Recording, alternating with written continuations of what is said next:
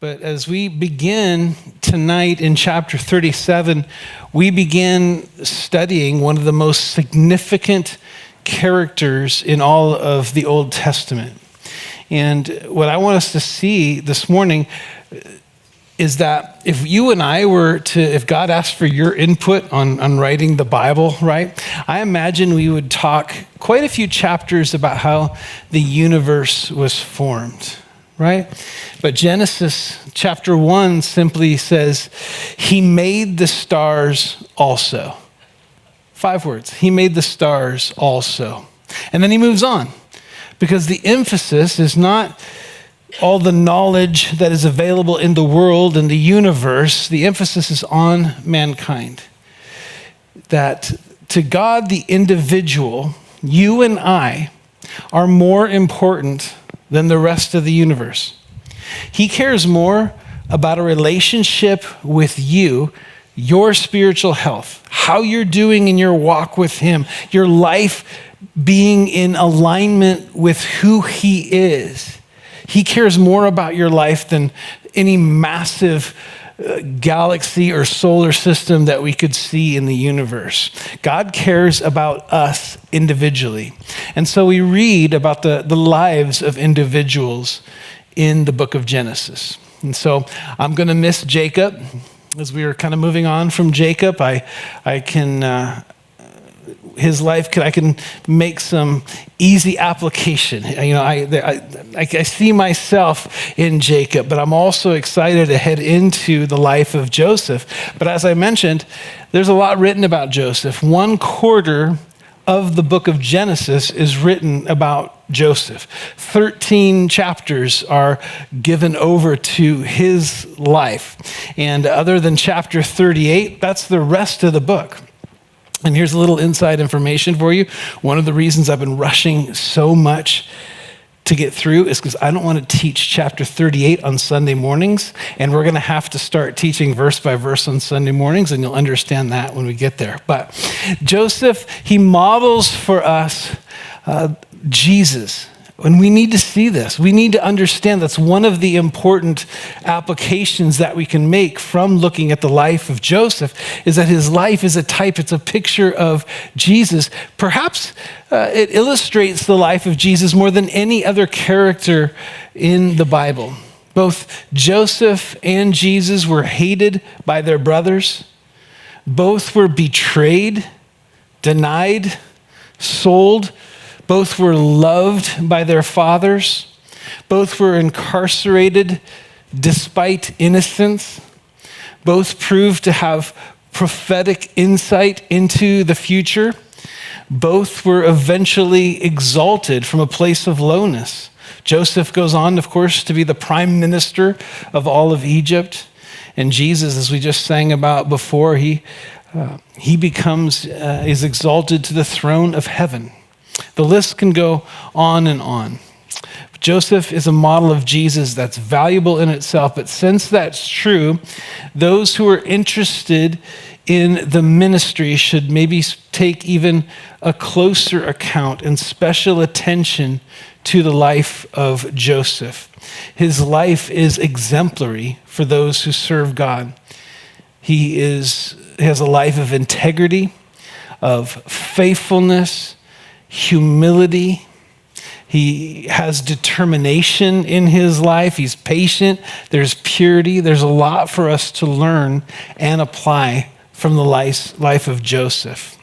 And so we're going to pick up, as I said, in chapter 37, and we've just got done through, if you're here last Wednesday, racing through, mispronouncing all those names in Esau's genealogy. But really, verse 1 closes the previous section. It says Jacob dwelt, and Jacob, you could translate it, dwelt in the land where his father was a stranger, in the land of Canaan. So Esau, a whole chapter devoted to Esau. There's 12 princes, there's 12 kingdoms that come from his family. Contrary to Esau, here's the brother, here's Joseph. He's a nomad. He's a wanderer. He's a stranger. And so how this fits into the course of the text of the Bible. As Moses is writing this, following the Exodus, as the Spirit is leading him to tell the story of the Israelite people, they're wondering. They've been in slavery for 400 plus years. What's our story? What's our identity? Where did we come from? How did we get to Egypt? And now that story is coming closer into focus as Moses is relating the history of the people back to themselves. And he says, you, like Jacob, Israel, our fathers from Canaan. And now Joseph's story is going to begin to tell how we arrived in Egypt. It says in verse 2, it's really the fallout of favoritism. It says, this is the history of Jacob. You're the sons of Jacob, of Israel. This is our history. Joseph, being 17 years old, was feeding the flock with his brothers. Okay? Now, I'm going to pause right there. Among all of Jacob's sons, how many sons did he have? 12. Good. Joseph, in that birth order, was number 11. Okay, there's one more son after him. His name was Benjamin. Yes, that's son number 12. Okay, and if you remember, Benjamin was born as, it's after the whole Dinah, Shechem, what is that, chapter 34, that whole incident, the rape, the murder, all of that. And then the family moved on to Bethlehem. And Benjamin was born to Bethel. And Benjamin was born as they moved from Bethel on to Bethlehem, on the way, right? And mom, Rachel, passed away. And so to get to this point, with Joseph being 17, to try to understand the chronology of this family, he's got a little brother that's probably about in second grade or so. And he's the next oldest sibling in this family. Number 12 is like a second grader. He's going into like his senior year. And then there's 10 much older brothers, older than him, all grown men. Okay? For those of you who are you men, is there a difference between a 25-year-old and a 17-year-old? One's a boy yet, right? They're kids, okay? And so his older brother here, Reuben, could be around 40. There's a big age gap here. And if you, maybe you come from a big age gap, I've got some age gaps in just my family. I have an older brother that's 10 years older than me and a younger brother that's 14 years older, all from one family. There's some age gaps there. That creates interesting dynamic, especially when you got this type of age gap from all these different mothers. That's what's on top of this. The older brothers, these men, they all are half brothers. And although Rachel, she's passed away, for years, these men watched their dad treat Joseph's mom, Rachel, with a special measure of tenderness and respect and affection that they never saw him give to their mother. And so now here's Joseph, 17, just joining the family business. And it's a family business that his much older brothers have been running for years. There's this history of competitiveness. All of this plays into this. We actually kind of have a term for how they viewed Joseph. It's called punk. That's how we view it, right? This punk, this 17-year-old, we're men. We're doing men's work, and we have for years. And now he is coming to help us. So that is all going on in the background of all of this. And Joseph didn't make things easier for himself. It says, the lad was with the sons of Bilhah, the sons of Zilpah, his father's wives, and Joseph brought a bad report of them to his father. Joseph, as I mentioned, he proves to be godly every step along the way. There's those that would say there's no recorded sin of Joseph.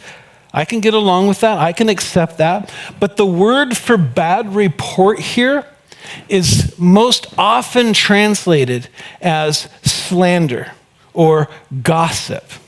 And so perhaps at 17, He's keeping these men that happen to be his brothers accountable. But it would seem from all of that background and context, here's 17-year-old punky Joe tattling on his older brothers.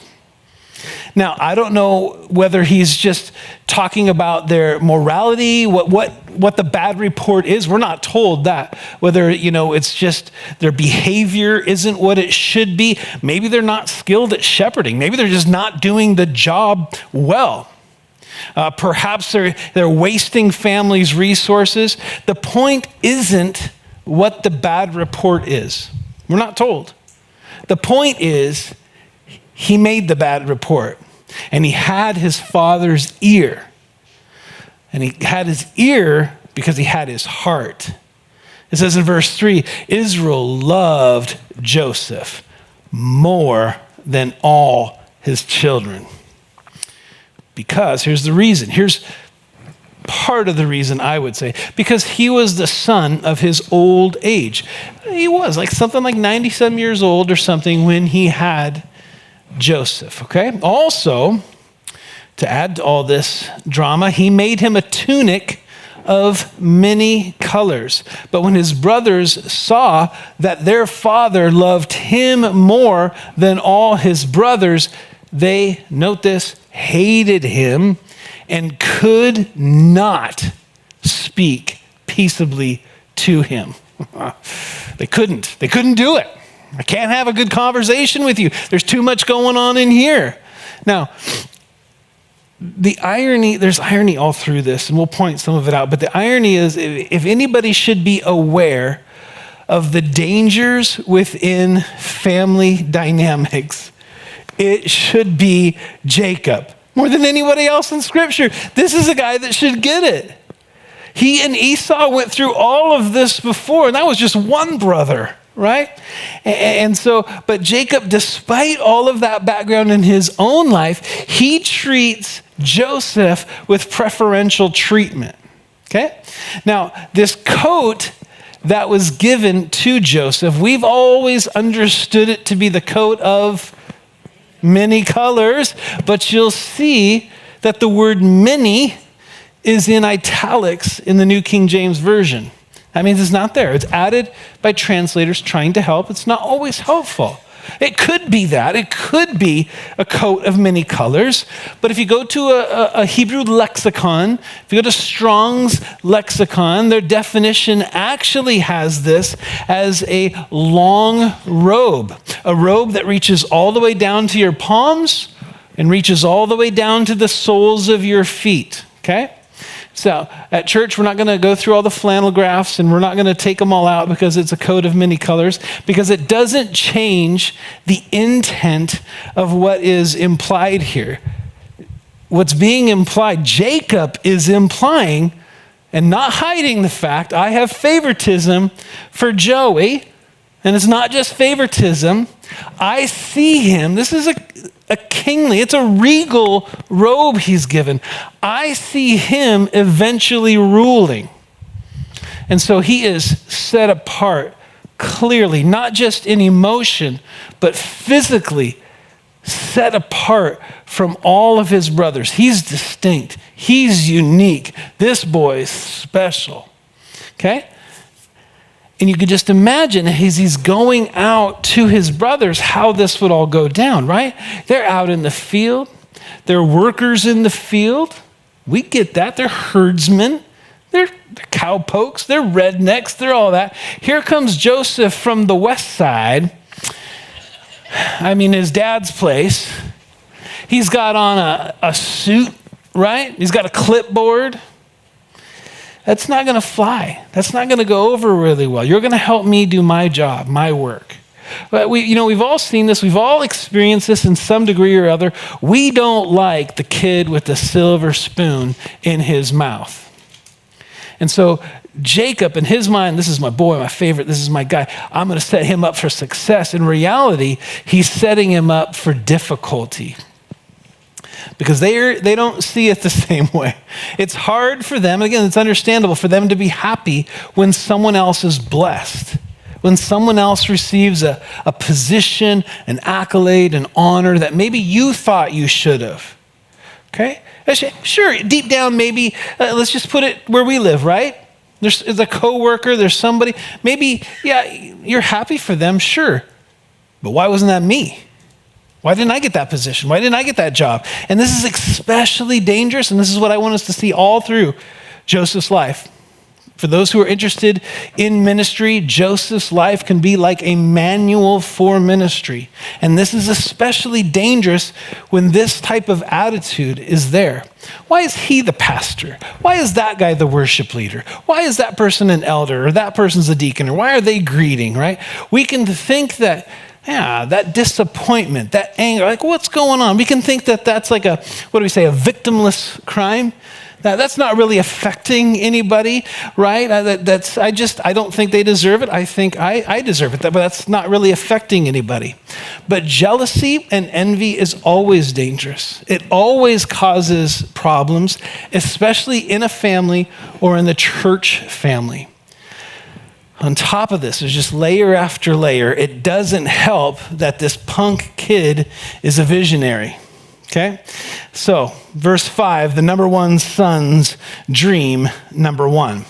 Joseph had a dream, and he told it to his brothers, and they hated him even more.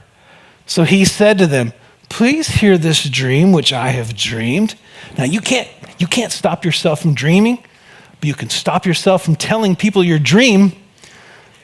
He is not helping himself. There we were, he says. Did they say, yes, we want to hear it? Nope. He just goes on, jumps right into it. There we were, binding sheaves in the field. Then behold, my sheaf arose and also stood upright. And indeed, your sheaves stood all around and bowed down to my sheaf. Now, if Joe does have a fault in Scripture, he lacks tact. And is perhaps a little prideful as well. His brothers don't like this. They get it. His brothers, verse 8, said to him, shall you indeed, you got the robe, but are you saying now, shall you indeed reign over us? Or shall you indeed have dominion over us? So they hated him even more for his dreams and for his words. Okay? He's not just daydreaming while he's out there. Hey guys, I was just thinking, like, what if I had a sheaf and it just like stood up and yours bowed down to it? Okay? He's not daydreaming. This isn't because, hey, I ate pizza and pineapple and, something else and anchovies and I had it all together and I had this crazy dream. It's not the result of just what he ate, spicy food. There's a prophetic, God-given aspect to this. God's revealing something to him. Okay? He's not told to repeat it. I don't know whether he should or shouldn't. That's not for me to say. But God is revealing something to him that he was going to be exalted over all of his brothers. That one day Joseph would rule over them and that they would bend their knee to him. Okay? As I've mentioned, I'm not going to point all these out, but his life is going to follow through with this for sure, but it's a picture of the life of Jesus. He's loved by his Father. He's hated by his brothers. And even though, it says in Luke 19:14, Jesus' Jewish brethren says, we will not have this man rule over us. That's essentially what his brothers are saying here. Joseph's brothers, you think you're going to have dominion and power over and authority over us? I don't think so. I'm not going to have you rule over me. They're saying the same thing.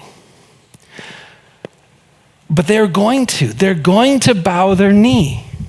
And every knee is going to bow to Jesus, right? Philippians 2, verses 9, 10, and 11 says, God has also highly exalted him, that is Jesus, and given him the name which is above every name or every nature, that at the name and the nature of Jesus, every knee should bow of those in heaven, those on earth, and those under the earth, and every tongue should confess that Jesus Christ is Lord, to the glory of God the Father.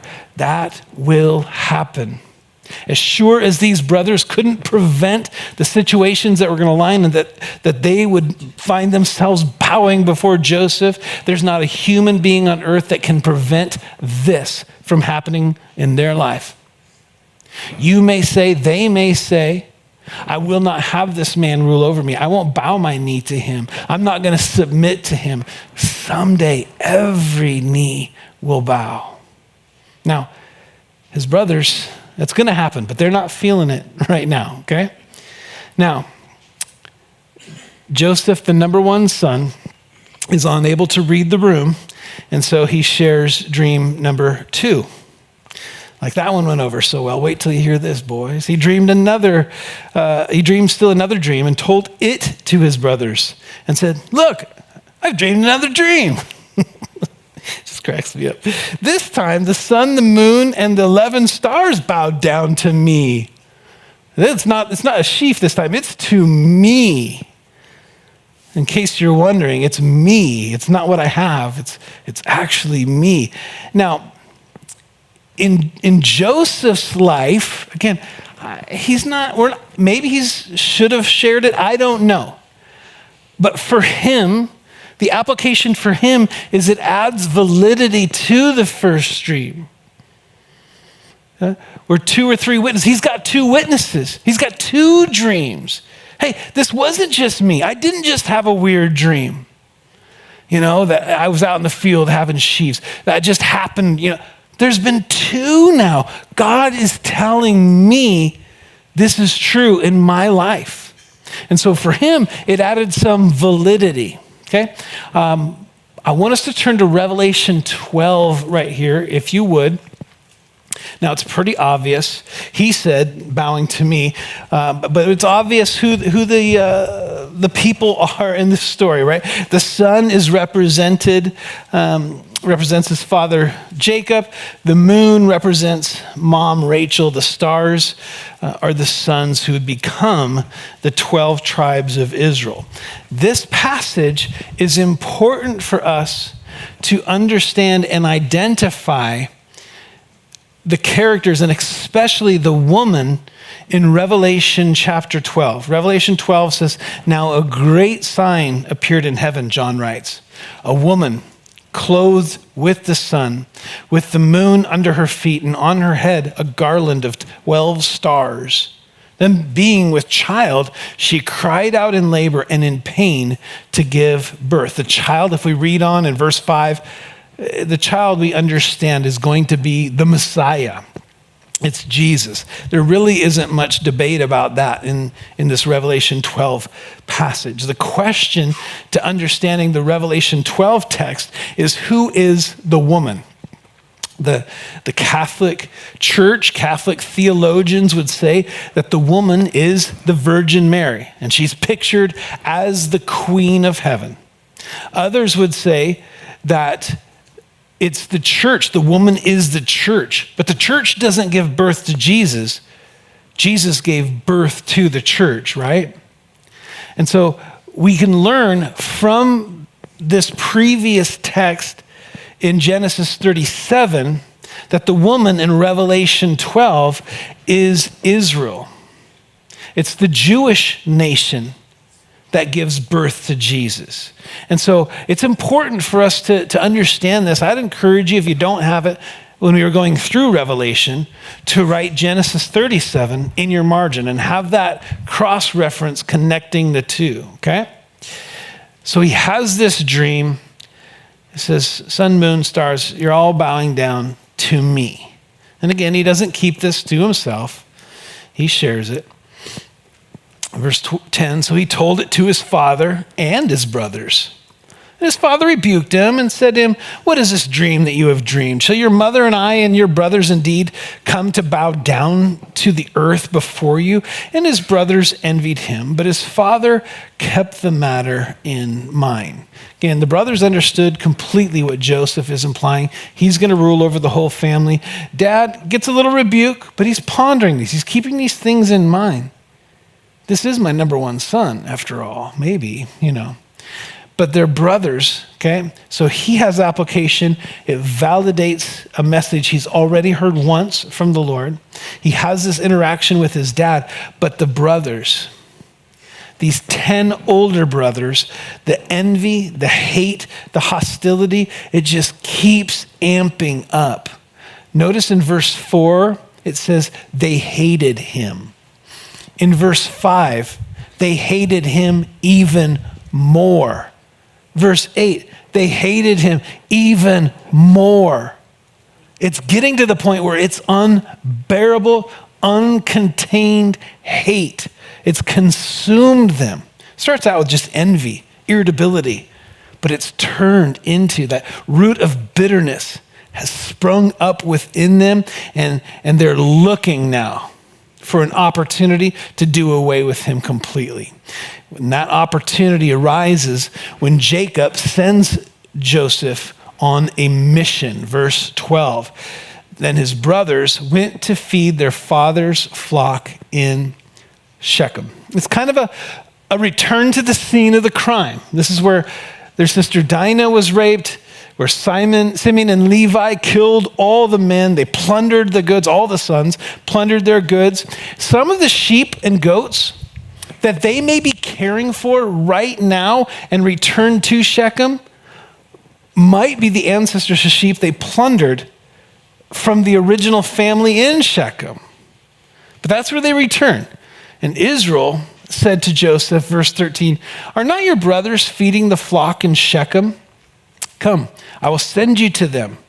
So he said to him, "Here I am." Now, I've never quite seen it from this angle before, but I was going through here today. I'm wondering if Jacob is legitimately concerned about his sons returning to Shechem. He knows the brutality that his sons had. He knows they murdered him. Look over to chapter 34. What did he say right at the end of chapter 34? It says, oh, I'm looking at the wrong chapter. I can't find it. That's awkward. Okay. Is it verse 30? Yeah, the last verse, second to last verse of chapter 34. Jacob said to Simeon and Levi, "You've troubled me by making me obnoxious among the inhabitants of the land, among the Canaanites, the Perizzites, not just the Shechemites. And since I am few in number, they'll gather themselves together against me and kill me. I shall be destroyed, my household and I." I'm wondering if Jacob is concerned. They're returning. They went back to Shechem. Don't they know we left there? Their lives might be in danger there after murdering all the men of the city. And so I think he's worried that there's those that are going to want to met out revenge back to the family, okay? And so verse 14, he said to him, Jacob said to Joseph, "Please go and see if all is well with your brothers and well with the flocks, and bring back word to me." And so he sent him out of the valley of Hebron, and he went to Shechem. Quickly, more parallel lines with the life of Jesus, out from the presence of the Father into the place of wickedness and depravity. Now, this is interesting. A certain man found him, and there he was, wandering in the field. He didn't find his brothers. He didn't fulfill this mission on his own. He's lost. He's wandering around in the field. But a certain man found him, and the man asked him, saying, "What are you seeking?" I imagine he is asking him, what's going on? Here's this 17-year-old punk kid in this fancy Armani robe out wandering around in the wilderness. Again, it's like take our guy from the west side in the suit, drop him in the middle of a Timothy field, And he's just walking around. What are you seeking? Like, what's going on? What's going on? What are you seeking? Well, Joseph said, I'm seeking my brothers. Please tell me where they're feeding their flocks. The man said, they've departed from here. For I heard them say, let us go to Dothan. So Joseph went after his brothers and found them in Dothan. The guy says, hey, I know exactly what you're talking about. Now that you mention it, 10 guys, lots of sheep, goats, got it. I saw them head from here and go to Dothan. It's about 15 miles north, okay? Another, with the sheep, 2 days journey or something, right? Now, I want you to get this. Joseph was lost. If it wasn't for this certain man, Joseph wouldn't have found his brothers. And we could have assumed if he's out there wandering around and not finding them where they're supposed to be, eventually he would have headed back home, just continued to be daddy's favorite. But we know the rest of the story. We've all heard this story. And it might sound better to just, if he was just lost, he could have got home and just avoided all of that.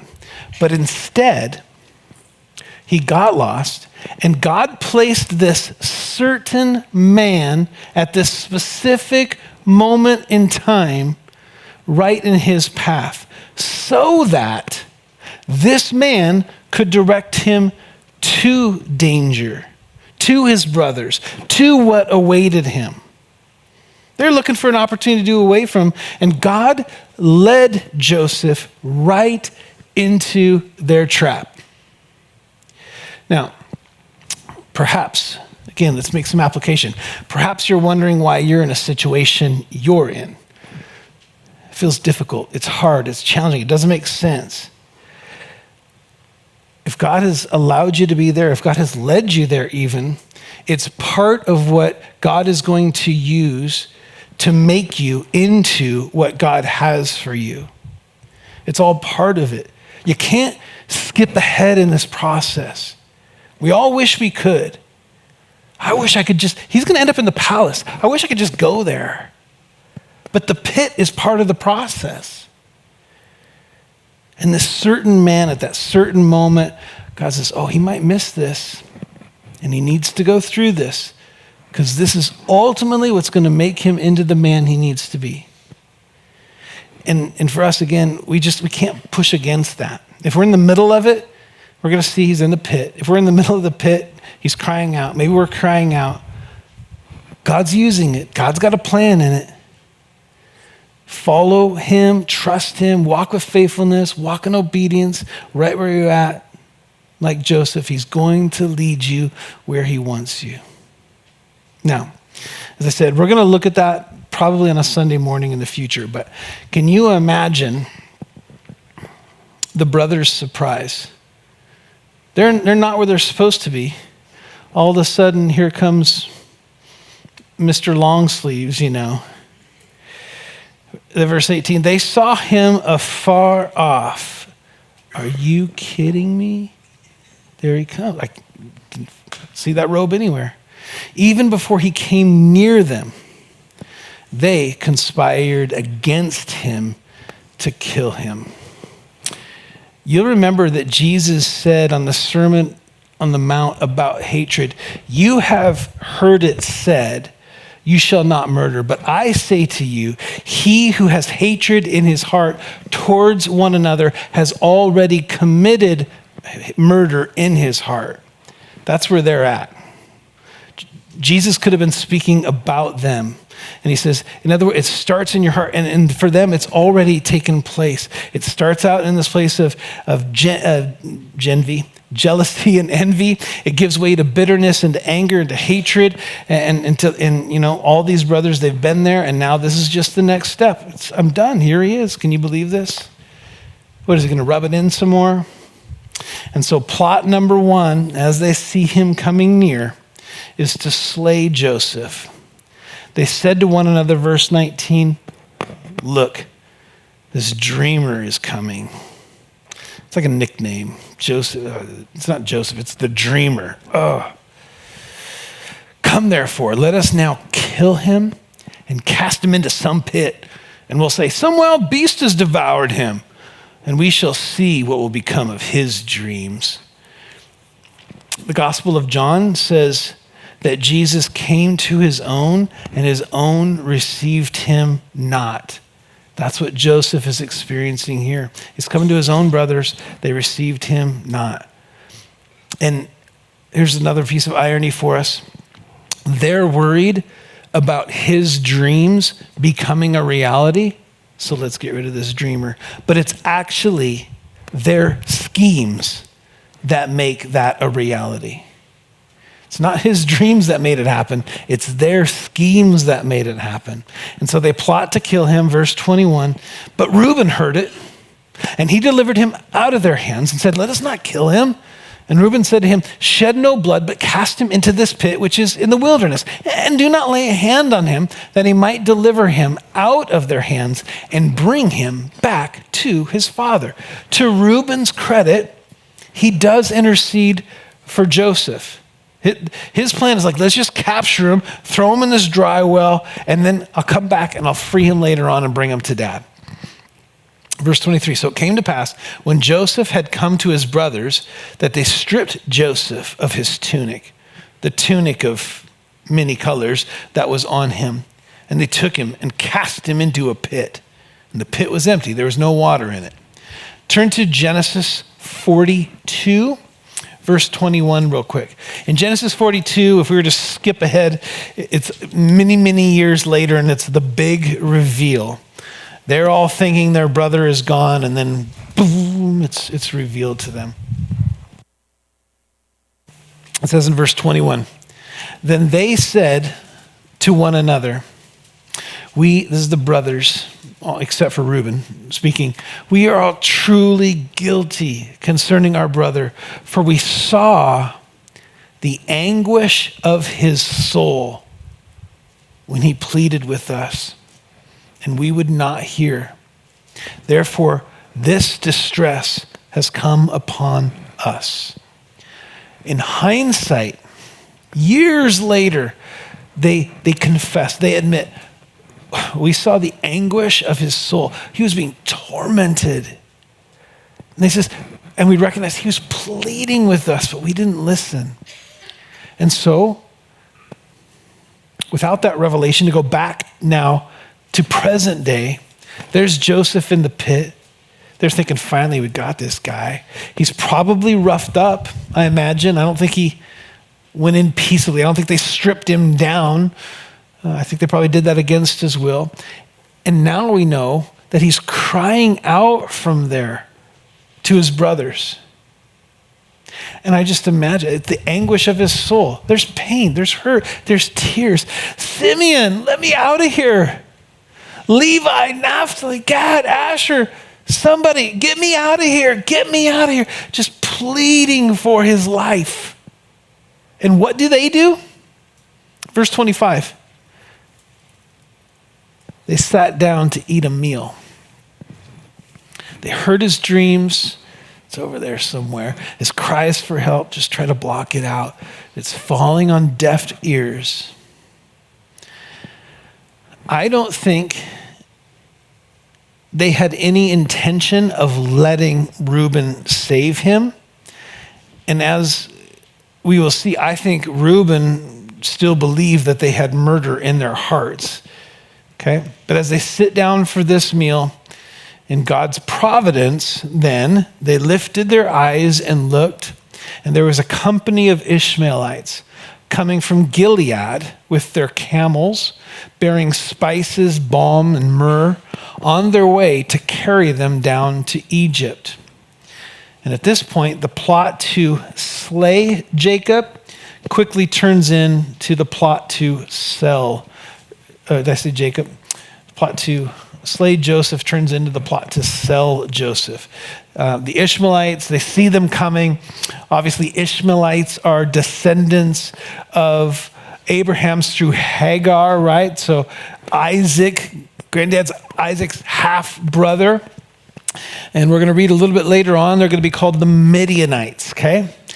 Through intermarrying, they become known throughout history, the Ishmaelites and the Midianites, as simply the Midianites. The Midianites were another descendant of Abraham.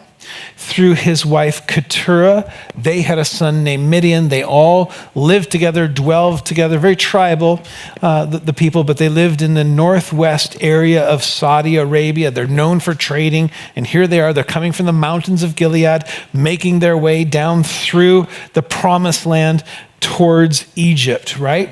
Okay, and so they see him coming. Notice this, verse 26. Judah said to his brothers, "What profit is there if we kill our brother and conceal his blood?" He's got money on his mind on his money. Like, how are we going to make money if we just do away with him?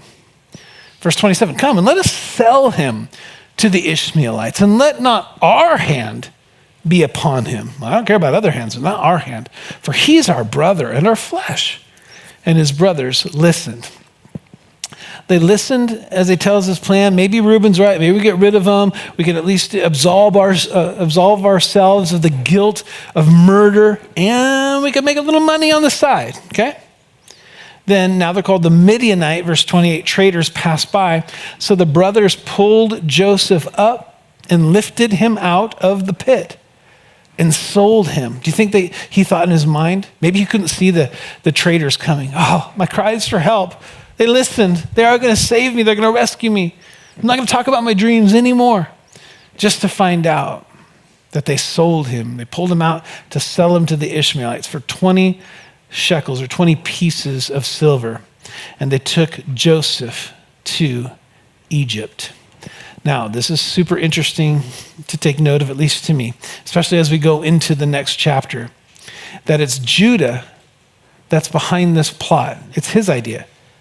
Why would we do this without making some money? And this is especially telling when you remember the New Testament equivalent of Judah is Judas. These brothers, minus Reuben, they agree, Judah is onto something. Let's sell innocent Joseph for 20 shekels or 20 pieces of silver. The equivalent today, this will probably shock you, it's about $200 or so. Split between how many older brothers, minus Reuben? Because Reuben's not involved in this. I'm making you do math tonight. It's like an algebra problem. 9, between 9 older brothers at this point. They're all going to get about $22 for selling their brother into slavery. And he becomes a victim of human trafficking. Then Reuben, who's not in on this plot, apparently, verse 29, returned to the pit, and indeed Joseph was not in the pit. And he tore his clothes. And he returned to his brothers and said, "The lad is no more, and where shall I go?" It's really interesting to me. I'm just thinking about it right now. There's irony in these passages, and I think it's not a coincidence. I think it's God-ordained irony. But it's a tunic that got him into this trouble. Here's Reuben tearing his. By the end of the chapter, Jacob too is going to tear his. But Reuben, he's made aware. He goes back. Oh my gosh, he's not there, right? And it does seem that he's genuinely brokenhearted by this. But then he adds, and I think this is interesting, he says, "And where shall I go?" Okay, why are you concerned about that? Your brother's gone. You think he's dead. Why are you saying, where shall I go?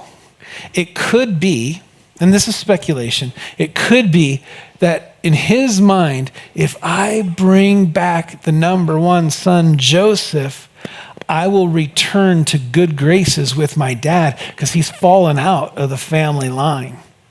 He slept with one of dad's women. He slept with Bilhah. And maybe if I do this, I'll be back in good graces. I rescued your boy. I don't know. But again, as twisted as all of this, God allowed it. All the betrayal, all the hurt, because of what God was going to do with it was bigger than the hurt, as we will see. So verse 31, the boys came back, but before they do, they have to come up with a plan to trick dad and hide their sin from him. So verse 31, they took Joseph's tunic, killed a kid of the goats, and dipped the tunic in the blood. Then they sent the tunic of many colors And they brought it to their father and said, "We found this. Do you know whether it's your son's tunic or not?" This is eerily similar to the story with his own brother. Jacob himself deceived his father Isaac by using the skin of a goat.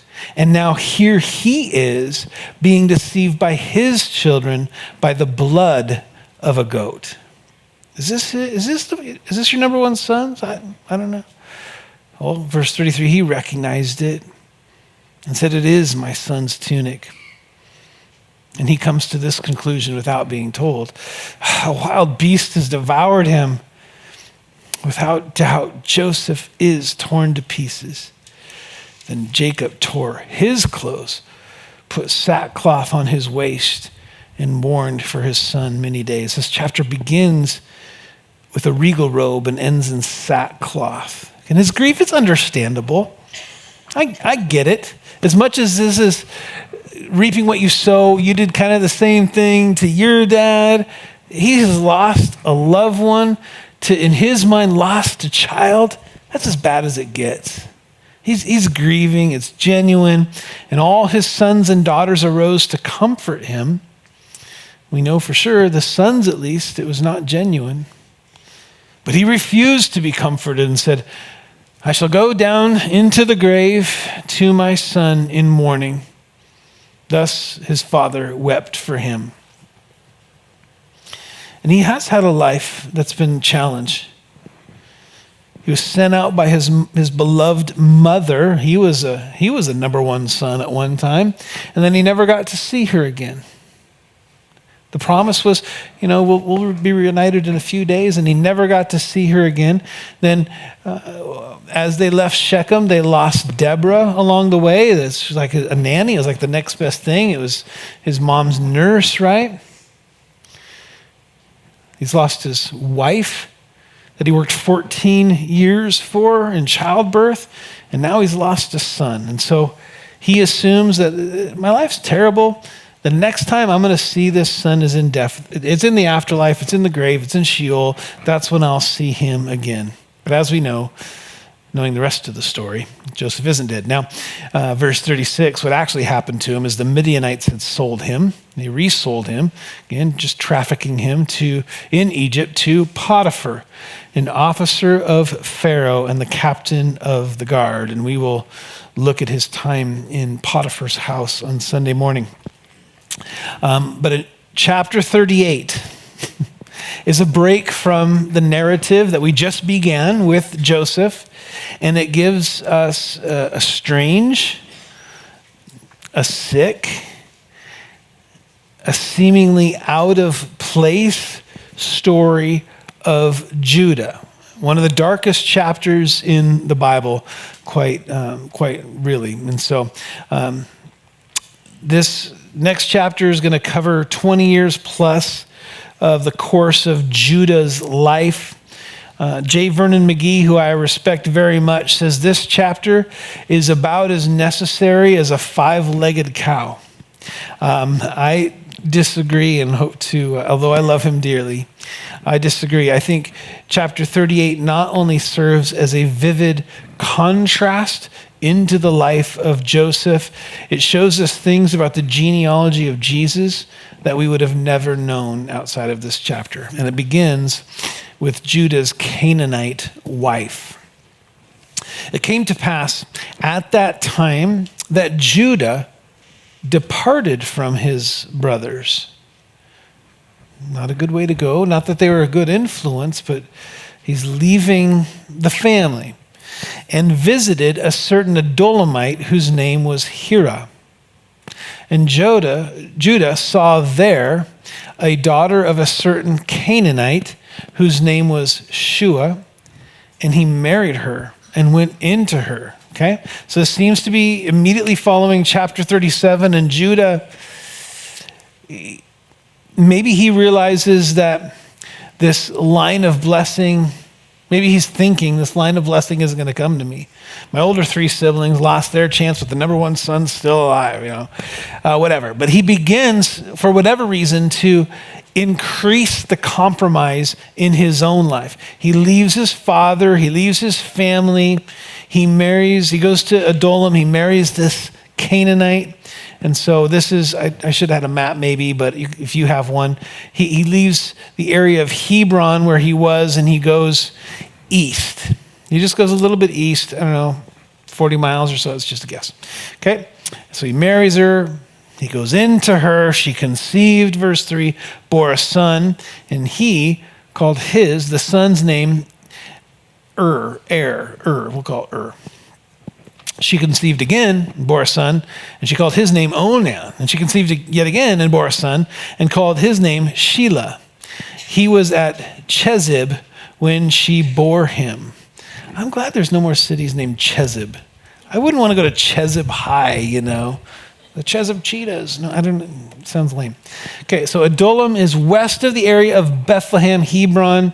Chezib is just a few miles northwest of that, and this is where he settles. He's got a Canaanite bride now and 3 sons with lots of Canaanite influence from mom and just living in that environment.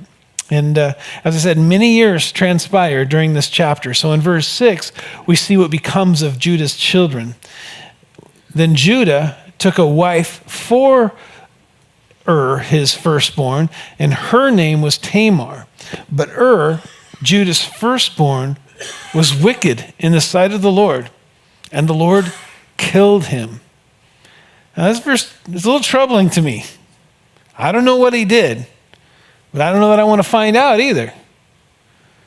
He did something. I'm sure God is gracious and merciful, and perhaps it's part of it is to protect the line of Judah that's going to produce Jesus ultimately. But he's killed. His firstborn son, is killed. And Judah said to Onan, go into your brother's wife and marry her and raise up an heir to your brother. Okay? Common custom in the day. By the time we get to Deuteronomy chapter 25, it's going to be codified. It's going to be within the law of Moses. It's called the law of Levirate marriage. The word Levirate is a Latin word that means brother-in-law. It's the law of brother-in-law marriage. If a husband dies, the brother-in-law is to produce children for the dead brother, for the sake of the family. And so the child could receive the family inheritance, okay? We sometimes think, well, it's just an Old Testament thing. But if you remember in Matthew 22, the Sadducees who didn't believe in the resurrection, didn't believe in an afterlife, they tried to trap Jesus. And they said, what if one bride just marries brother after brother after brother after brother, right? And they all die. Who's she going to be married to in the afterlife? And Jesus said, for in the resurrection, they neither marry nor given in marriage, but are like angels of God in heaven. But concerning the resurrection of the dead, have you not read what is spoken to you by God? Saying, I am the God of Abraham, the God of Isaac, the God of Jacob.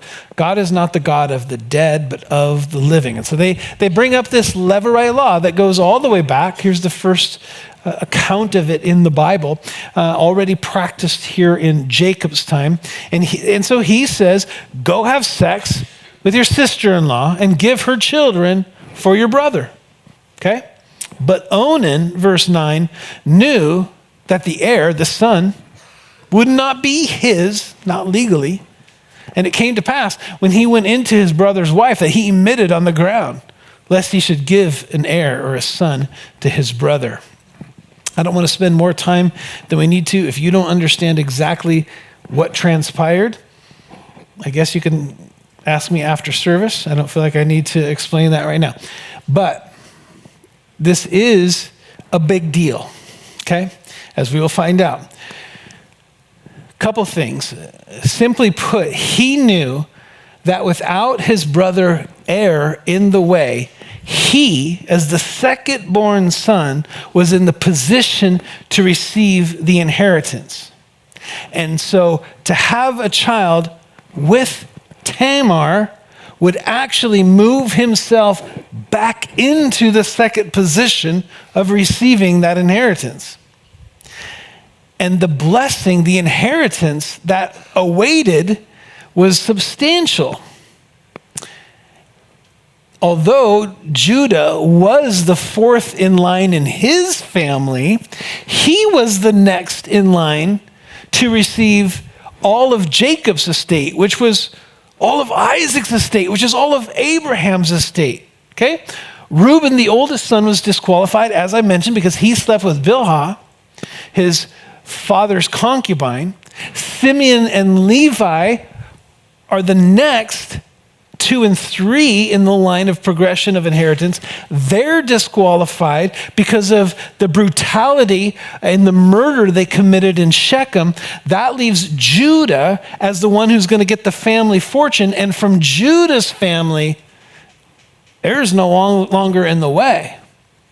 I'm not going to create a rival to my inheritance.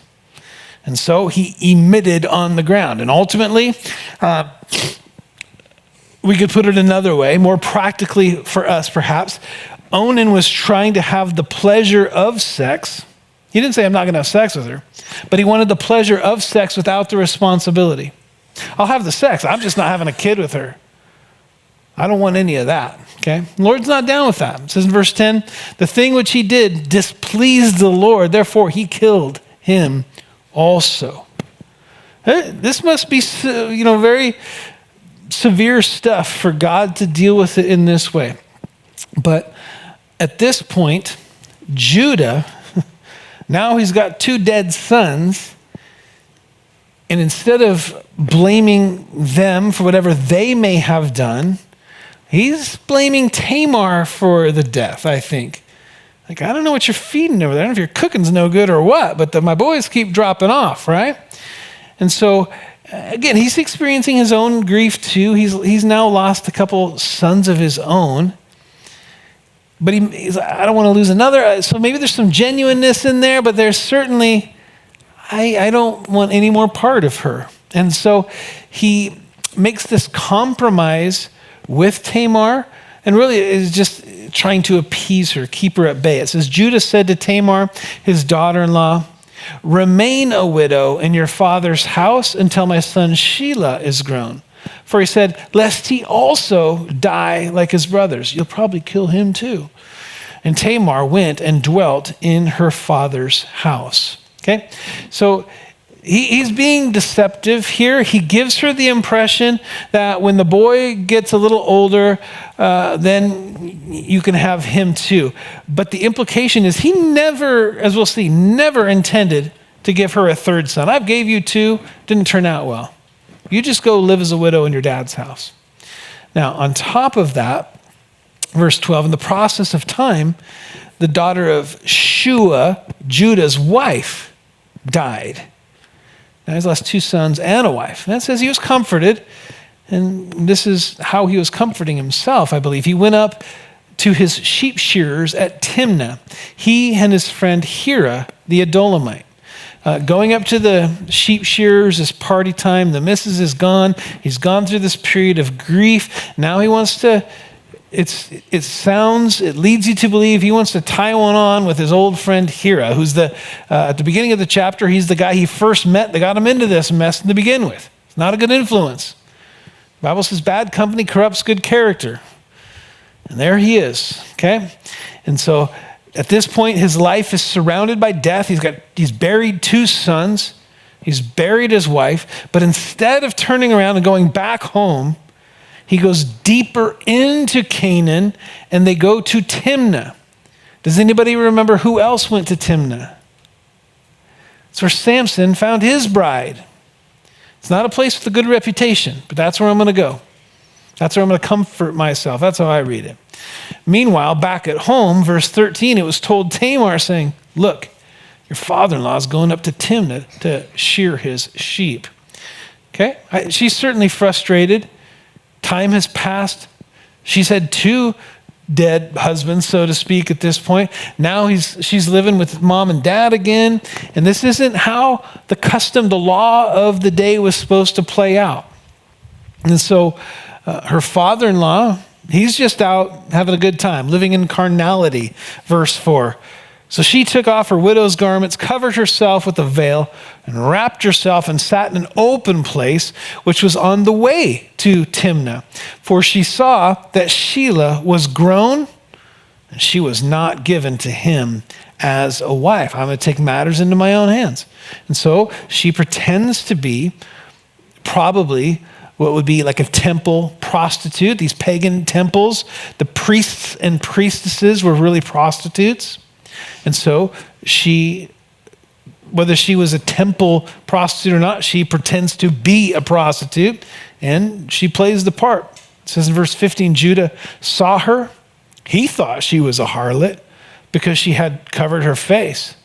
Then he turned to her by the way and said, please, let me come into you. For he did not know that she was his daughter-in-law. Now, he left his family and went here, but there's a quick slide in his life. I know many years have passed, but what does this say about Judah's character? That Tamar knows, she knows, I can dress up as a prostitute and I can get him to sleep with me. I know that about him.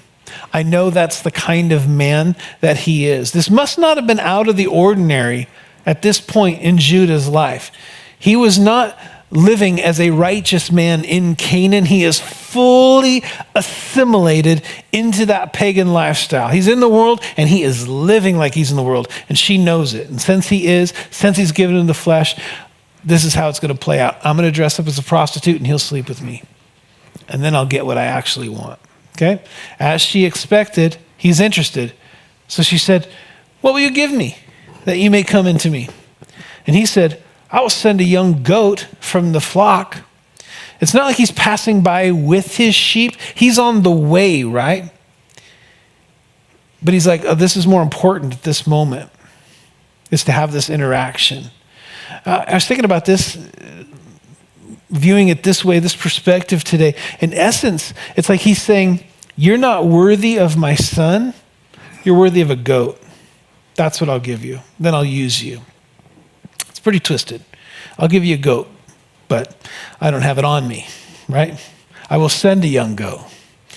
How many times we heard that? I'll give you a goat. I just don't have it on me. No. She said, what will you give me? Will you give me a pledge till you send it?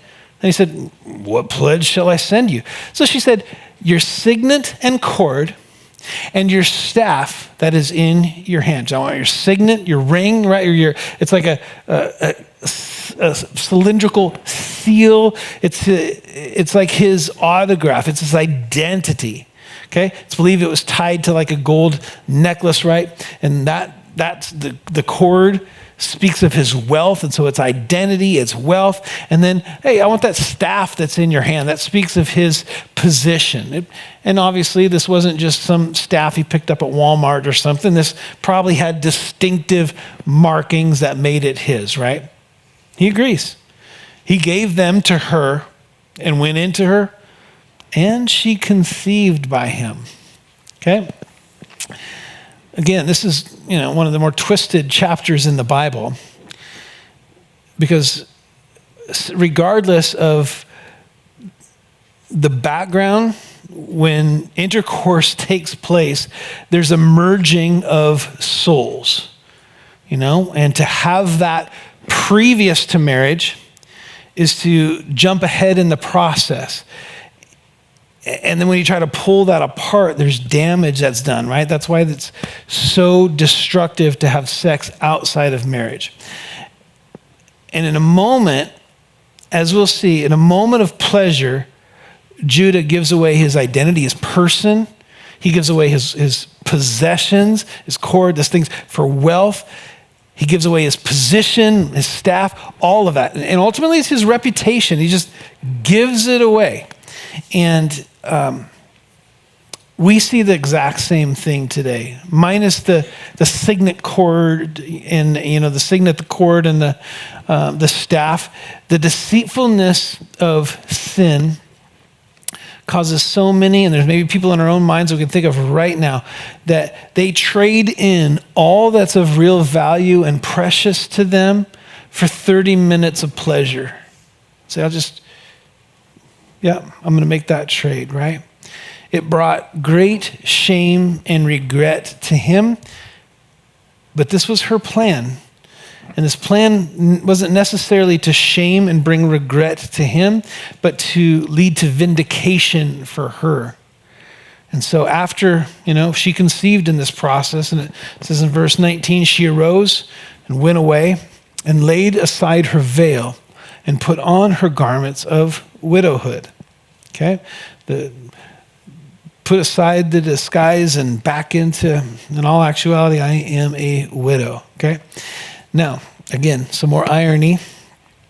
The reason that Judah exists is because his mother wore a veil on her face. He wouldn't even exist if his mom hadn't done that. The difference is Jacob slept with Leah thinking he was sleeping with his bride, but Judah knowingly is thinking he's sleeping with the prostitute when actuality he's sleeping with his widowed daughter-in-law. Just incredible twists and irony to all of this. So she puts on back her garments of widowhood and goes on through her first trimester, as we'll see. Verse 20, Judah, he lived up to his word in this regard. I guess that we can try to find something of value here. He did send the young goat by the hand of his friend the Adullamite to receive his pledge from the woman's hand, but the man Hira, did not find her. Then he asked the men of that place, saying, "Where's the harlot that was openly by the roadside?" They said, "There's no harlot in this place." So he returned to Judah and said, "I can't find her." Also, the men of that place said, "There's no harlot in this place." Then Judah said, "Let her take them for herself, the signet, the cord, and the staff, lest we be shamed. For I sent this young goat, and you have not found her." Like, oh, well, she'll take that, but I get to keep a goat, I guess. It's unfortunate, but hey, here we are. Now, verse 24, Judah's condemnation.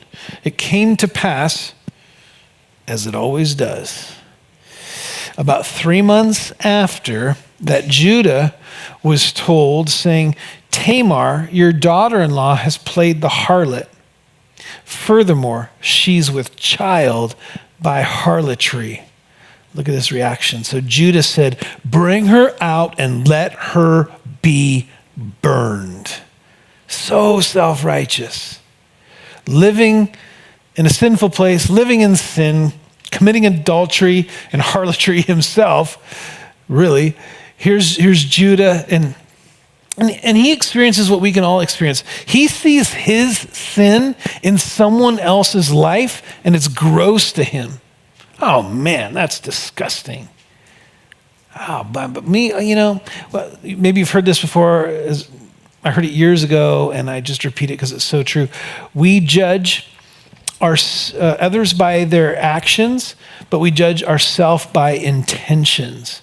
Well, that gets us off the hook. I didn't intend, And it's kind of that same thing. He sees his sin on her. Oh, that's gross. She should be punished. No way should she get away with that. Oh, but for me, I don't know, right? So, man, let her burn. Get the firewood. They go back. They find Tamar. And again, we're reading this. We know the whole story. But at this point, there's only one person in this whole story that knows who the father is, and that's Tamar. There's just so much suspense here. They bring her out. They bring her out to burn her, okay? This isn't the question to find answers. She's coming to be executed.